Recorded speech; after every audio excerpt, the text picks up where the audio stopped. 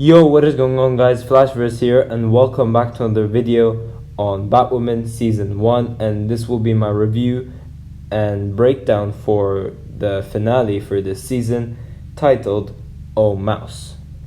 Now, this episode was a very messy and filled with plot holes episode, but it was a very enjoyable episode in my opinion, and that cliffhanger as well. Oh my god. I will be talking more about that in the actual review, which is in just a bit.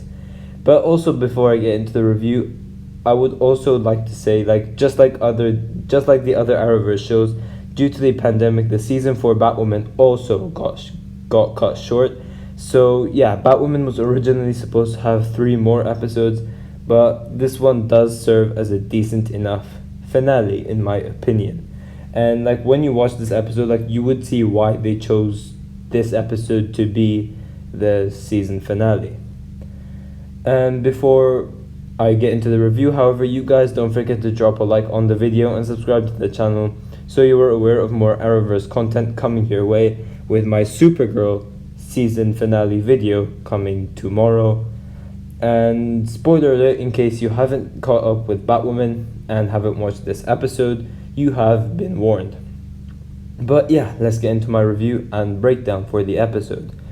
Okay, so this episode kicks off with this prisoner who's escaped from Arkham Asylum, and he has 2 swords with him, so yeah, very dangerous guy. And he heads to this metro station in Gotham City, but he seeks for this guy and he kills him by slitting his throat in the metro station. And he does end up having to face off Jacob Kane and Kane as well. But essentially, this prisoner does escape, and he is the Gotham's former protector that the Synopsis was talking about. And he goes by the name Titan. Now, essentially, he's someone who's gone crazy due to his obsession with American football. And he went on drugs and stuff, which resulted him to snapping a referee's neck. But he snapped it so hard that his spine popped out as well. So yeah, this guy is gone crazy. But now this Titan guy is now after his brother, and we find out that Titan's actually after the people who were responsible for testifying against him and for locking him up in Arkham.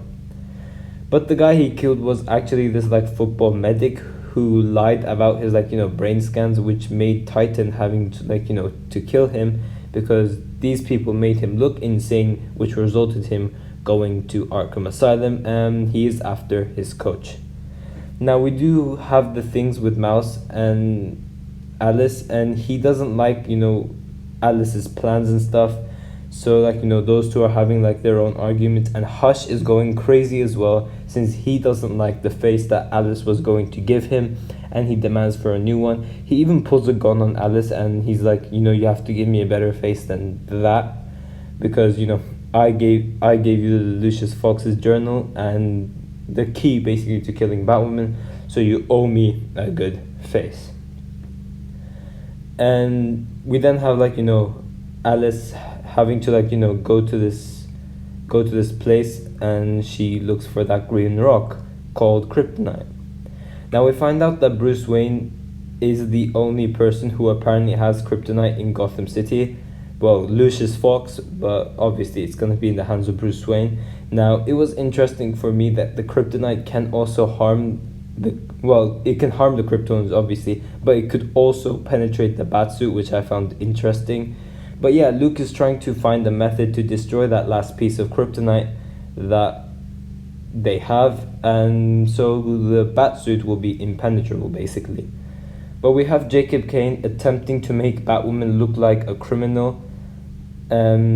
He's she's responsible for releasing these maniacs from Gotham, and that if it weren't for Batwoman going to Arkham Asylum that night, the person killing his wife and alongside with many other dangerous criminals would have still been locked up. So this does really destroy Batwoman's reputation. But we do have Mary trying to tap into Jacob Kane's good side, and she's trying to convince him to team up with Batwoman and stuff, and that Batwoman inspires hope to the city, and she isn't a criminal, and that if his own daughter doesn't believe in Jacob's methods, how will the whole city believe in what this Jacob Kane is saying? Now, this was a pretty good talk, and this does lead to the Crows and Batwoman teaming up to defeating Titan. Now, one very unexpected thing that happened is the death of Mouse that I did not see coming. It wasn't really like a big shock, but I just didn't see it coming. I'm just like, what? But she basically poisons Mouse because he wasn't, with Alice's plan, and Alice doesn't like that, so she poisons Mouse. Now, Rachel Skarsten's acting in this scene was really good, and same for the actor for Mouse. I can't remember his name, but I really wasn't a fan of the Mouse character, so good riddance, I guess. But we do have Batwoman versus Titan in the football stadium, in which the Crows use the coach as bait to lure Titan to them. And we do have Titan cutting off the electricity, and he does also take down a couple of Crows as well. But we then had this great fight scene between Batwoman and Titan.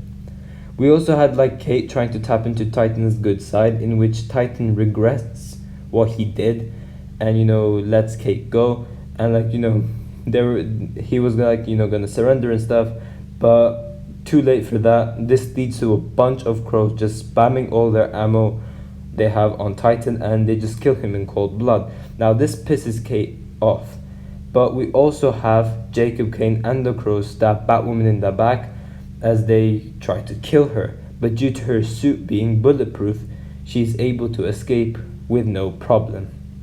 But then we do obviously have Kate being hurt by this, because Kate thought that Jacob was actually gonna stay loyal and not stab in the back. But the fact that Jacob did stab in the back almost proves how much Jacob hates vigilantes, so essentially hates Kate as well. But at the moment he hates Batwoman, but I am very interested to see Jacob's reaction to when he finds out that Kate is Batwoman. We then had this plot hole in which Kate reveals the last piece of kryptonite to Luke and Mary, and she has it just in case obviously Kara goes rogue. But technically Crisis didn't happen, so how was it that Kate was given the kryptonite? That's what I'm confused about, because technically Kevin Conroy's Batman, all of that just didn't exist. So how was she given possession of kryptonite? That's what I'm very interested to find out. So that is essentially a plot hole that this show, the writers made. But if she has this kryptonite, I would assume that she's received it from someone pre-Crisis, I'm assuming. But yeah, I don't know. But we then have Jacob Kane also trying to find a way to penetrate the Batsuit as well, since a bunch of Desert Eagles weren't able to penetrate the suit. And you guys know how strong a Desert Eagle is. It literally goes through anything, and the fact that it doesn't even go through the Batsuit just shows how powerful the Batsuit is. So Jacob is essentially pissed about that, and he needs to find something that also penetrates the Batsuit, just like what Alice is after. So I am interested to see if Alice will give Jacob some of this kryptonite so it could destroy the Batsuit. I don't know. But lastly, a big WTF moment is when Alice gives Tommy Elliot a face, and it was a masterpiece, and they finally did it, as Tommy is given the face of Bruce Wayne, and he is finally casted as well.